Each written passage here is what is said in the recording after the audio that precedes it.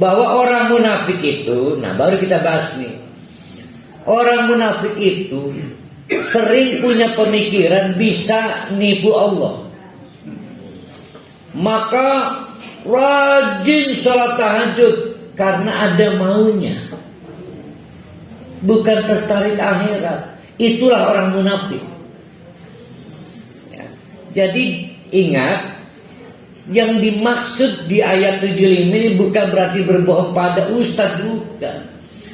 Berbohong pada Allah. Oh, akhirnya maka ditanya, para hali punten, apa sih rahasia sukses para hali?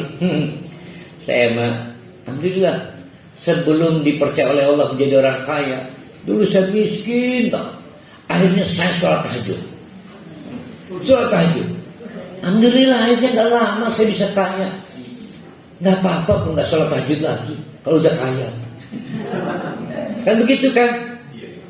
Tapi Allah tahu sholat tahajud yang kita lakukan itu tidak akan ada pahala. Nah, itu yang dimaksud kemunafikan dalam konteks ayat 75 ini. Makanya wa minhum, dan diantara orang-orang munafik itu, man, ada yang modelnya adalah ahadallah, memiliki komitmen kepada Allah, lain atana min fadlihi la muntah, saya dibikin kaya dari anugerah Allah, lana saddaqanna, maka pasti kami akan bersedekah, walana nakunanna minas sholihin, dan kami pasti akan terus menerus berbuat amal soleh. Akhirnya banyak kasus sesudah kaya lupa, setelah anak sembuh lupa, setelah anak lulus lupa.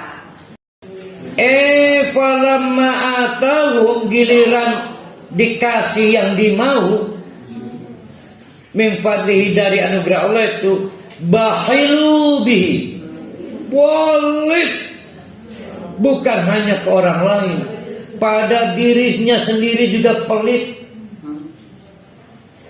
Saya punya cerita ini, saya lupa namanya itu siapa ya. Namanya Abu Sa'ad, seorang kaya raya di Baghdad. Cerita ini terkenal dengan cerita sepatu Abu Sa'ad. Jadi Abu Sa'ad ini orang kaya raya, tapi walidnya setengah mati, bahkan untuk dirinya sendiri. Saking pelitnya, sepatunya banyak tambalannya, dan terkenalnya luar biasa. Ya, sehingga kalau dia di masjid kan ditaruh sepatunya, orang tahu Abu Sa'ad, terkenal sepatu Abu Sa'ad. Sampai suatu hari dalam suatu acara, dia bingung, kehilangan sepatunya.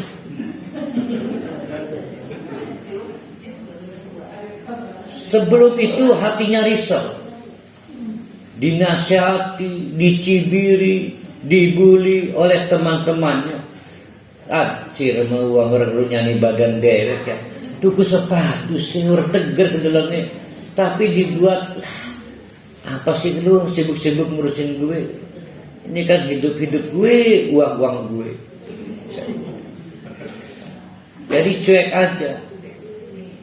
Begitu selesai acara, ternyata dia salah pintu.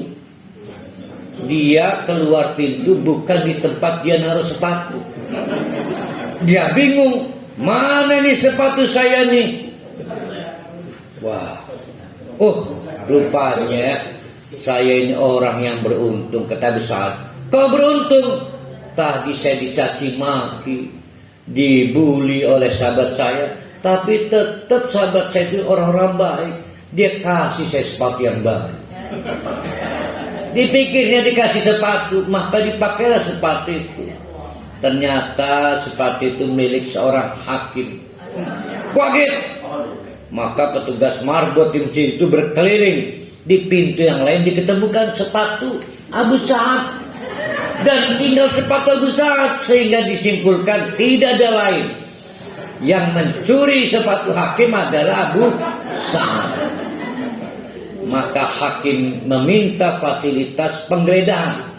Digeledah rumah Abu Sa'ad, diketemukanlah sepatu hakim.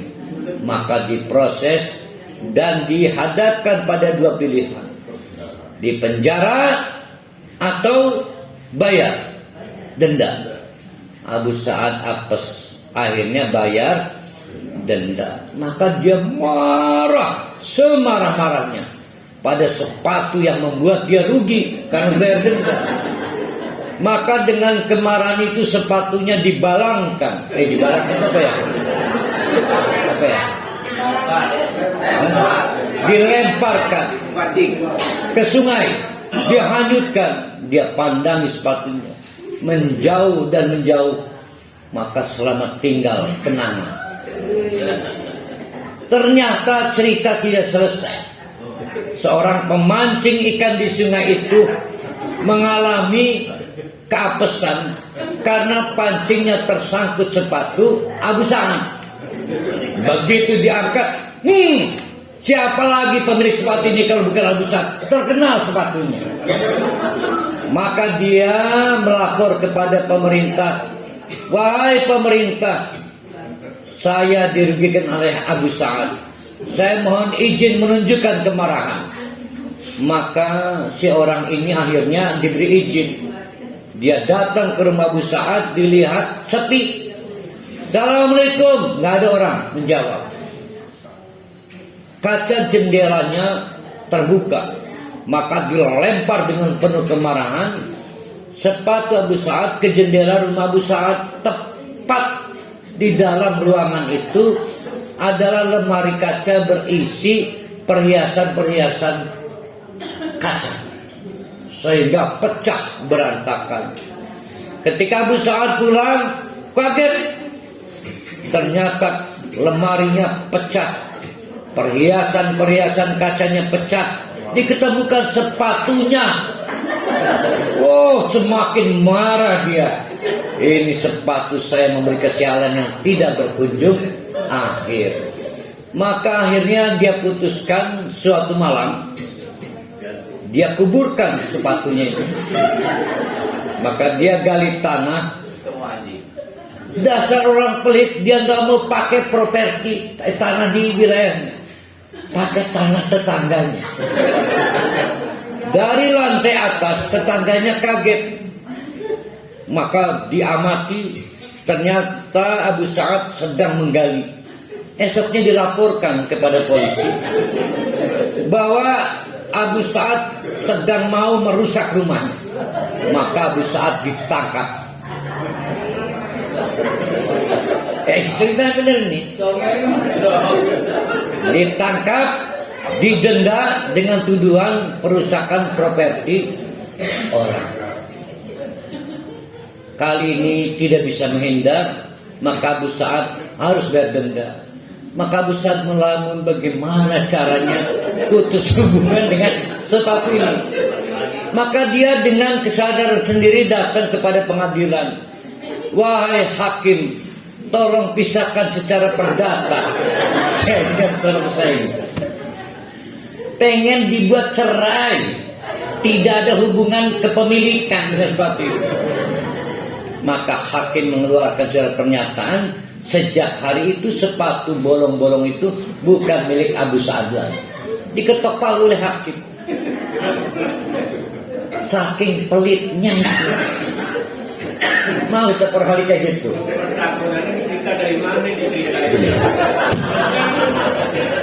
Dari hadis atau dari mana? Kan cerita juga.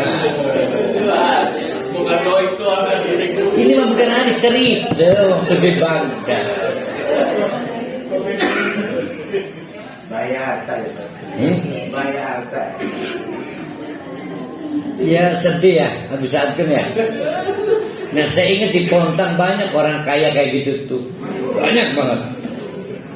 kelek mambu, sarung salin salin.